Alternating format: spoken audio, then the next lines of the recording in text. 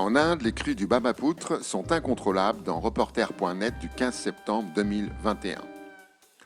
Le Brahmapoutre est de nouveau sorti de son lit, détruisant 1200 villages, affectant plus de 600 000 personnes et provoquant d'immenses dégâts dans les récoltes. La cause essentielle ? Le changement climatique.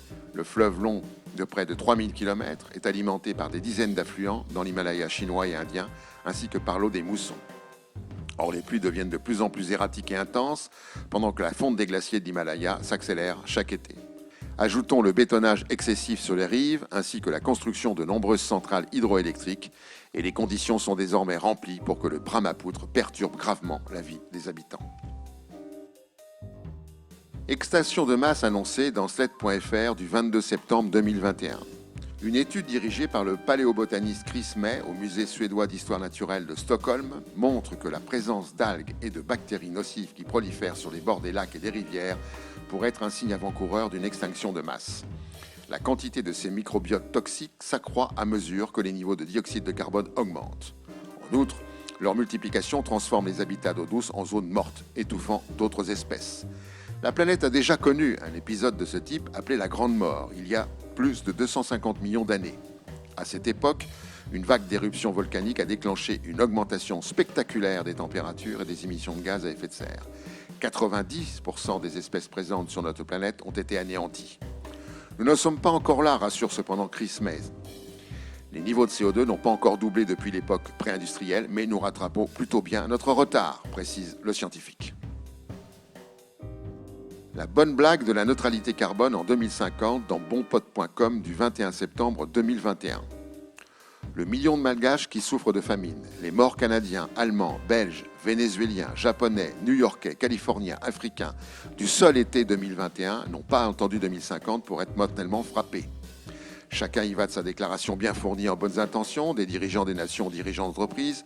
Tous, y compris les citoyens, pensent que les quelques années qui nous séparent de 2050 suffiront à régler le problème sans trop changer le business as usual.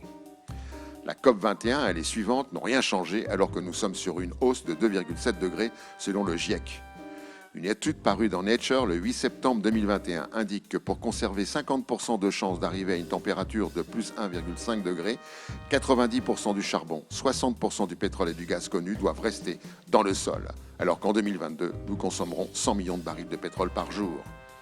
La promesse de neutralité est en elle-même biaisée. Elle signifie que nous pourrions continuer à émettre plus de gaz à effet de serre si l'on trouvait le moyen de compenser cette hausse.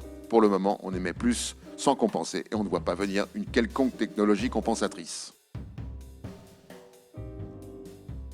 Les sales gosses dans la relève et la peste.fr du 22 septembre 2021. Elon Musk, Jeff Bezos et Richard Branson, 3 milliardaires qui s'envoient en l'air à bord de manèges de luxe coûteux, tant en fabrication qu'en émissions de gaz à effet de serre. 71 tonnes de CO2 en 10 minutes pour chacun des passagers en émissions directes et 358 en émissions indirectes. Et ces bambins mal élevés ne sont pas seuls. 50 000 personnes seraient d'ores et déjà prêtes à dépenser 200 000 $ pour une excursion spatiale. Et de rêver dans leur parc à jouets d'envoyer de riches êtres humains dans l'espace, sur la Lune ou sur Mars, d'y établir des hôtels, voire de véritables colonies. Entre 1990 et 2015, les 1% les plus riches ont été responsables de 2 fois plus d'émissions que la moitié la plus pauvre de l'humanité. La fonte des calottes glaciaires déforme la Terre. Lorsque la glace fond, la croûte terrestre située dessous se déforme et une équipe de l'université de Harvard aux États-Unis observe que la région impactée peut s'étendre bien au-delà, jusqu'à des centaines, voire des milliers de kilomètres de la couche de glace fondue.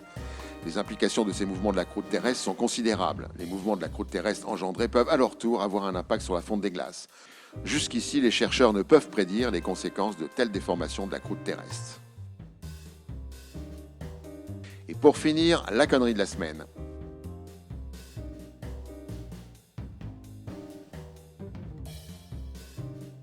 À la prochaine fois.